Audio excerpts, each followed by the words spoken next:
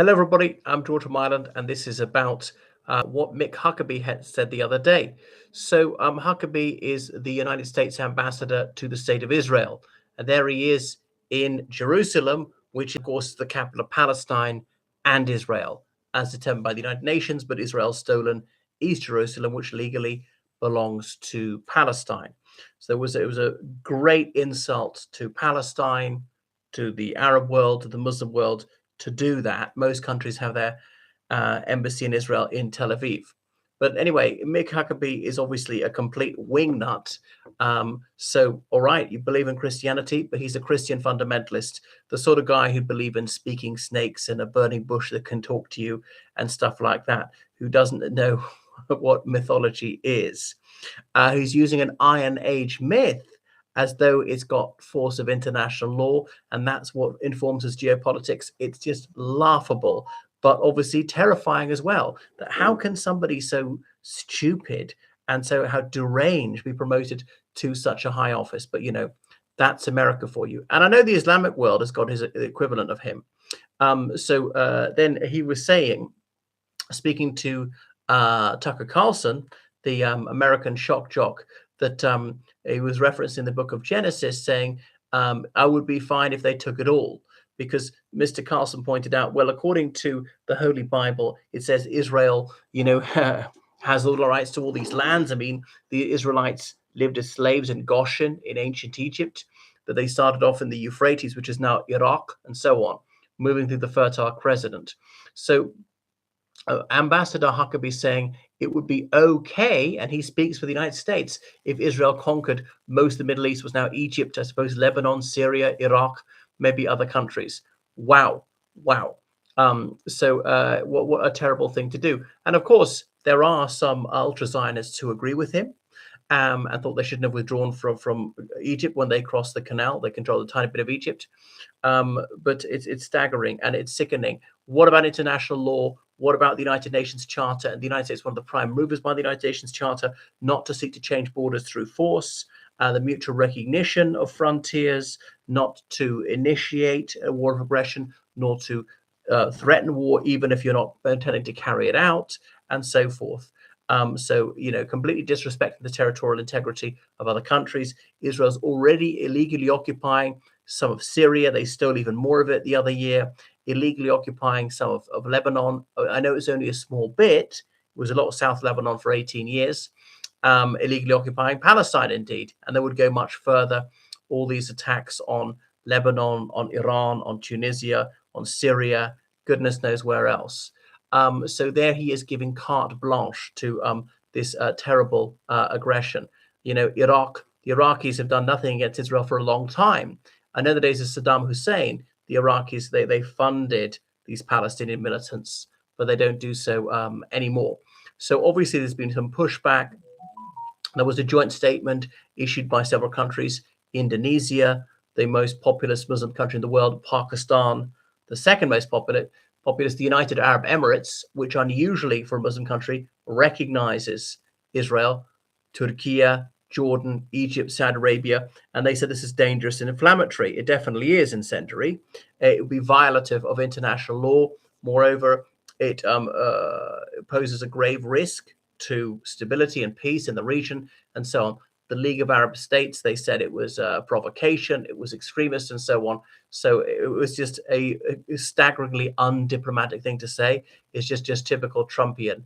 I mean, slapping people in the face. So is grossly insensitive, to say the least. Wow. No, Israel doesn't have the right to anybody else's land, no matter what the Bible says. I don't think even Israelis would say this, mostly, because there are 9 million people. I mean, 2 million of them are not Jewish.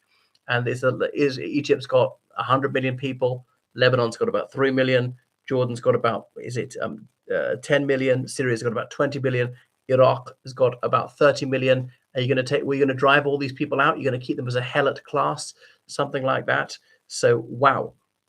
It's very, very worrying and dangerous that someone who's suffering such a derangement of mind, so staggeringly ignorant, could say that people, well, there's this land I'd like to possess. This man would like to steal the other person's farm animals. He would like to ravish the person's wife, to be frank, to commit a very grave crime against this woman. But you know that that's wrong. You've always got to ask, how would you feel the boot was on the other foot? You know, as even Jesus Christ was quoting Zarathustra, do as you do would be done by. So I'll tell you what, light bulb moment, I'll say that God told me to do it. Because if the great architect of the universe, the author of all morality, if he says, then we're allowed to do it, or indeed orders it, is mandate of heaven. Therefore, it can't be sinful. So when we know something is totally immoral, we'll pretend that God told us to do it, and that makes it all right. And they'll go ahead and they'll invade them. And the Old Testament is about this. You defeat them, you kill all their males, you know, not just in combat as prisoners.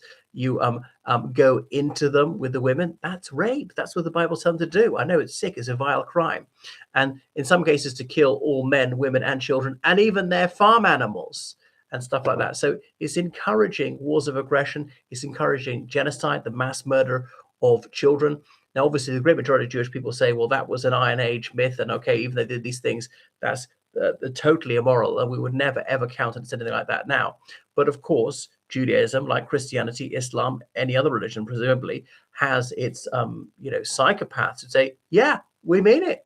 Verbal inerrancy. We take this absolutely literally. Why not do it again? And obviously, some of them unleash in Gaza who believe that. I know war can bring out the worst of people. So people are so infuriated. They're aghast at the death of their friends. They're lusting for vengeance. They want to get back the guy who killed their pal. They don't know which individual it is. They know which side he did it. Even they could identify that man. They may not find him. He might have been killed since or something. So they just exact vengeance on the whole lot. They dehumanize, they depersonalize. Wow. So there's this ever-increasing spiral of violence. And Huckabee has contributed to this. And wasn't he a Republican politician before Donald J. Trump appointed to this post? And then you see what U.S. policy is like, riding roughshod over the rights of other countries, particularly Arab and Muslim countries, that they should be invaded. How would the Americans feel if this happened to them? Somebody invaded them, drove them out, kept them like locked in, like in Gaza, they can't get in, can't get out, cut off their supplies of water, of electricity, of food, of medical care, wouldn't let them out to seek medical care, dehumanized them, said they're animals, it's all their fault, kidnapped them, even children, tortured them, starved them in prison, kept them there for years and years, and constantly blackguarding them, victim blaming, saying that it's their fault. They're just mindlessly violent and bloodthirsty. And that's what happens to the poor Palestinians, okay? I know Jewish people have been treated very, very badly through history, mostly by white Christians, many, many atrocities. And we don't point this out enough to say the Holocaust committed by Germans and Nazis, committed by Christians in the great majority of cases. I don't think, not claiming that most Christians in the 1940s were responsible for that. No, definitely not. But, in Germany, almost everyone was Christian, either a Protestant Christian or a Catholic Christian. And not saying most Christians, even at the time, were accurate. But, does that make Christianity evil all the time? No, it doesn't. You'll find genocides committed by people of other religions too. So this point should go without saying, but unfortunately needs to be underscored yet again.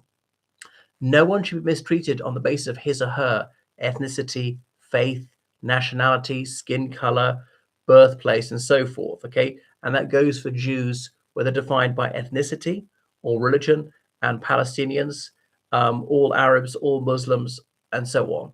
Anyway, do what you can to work for peace and mercy.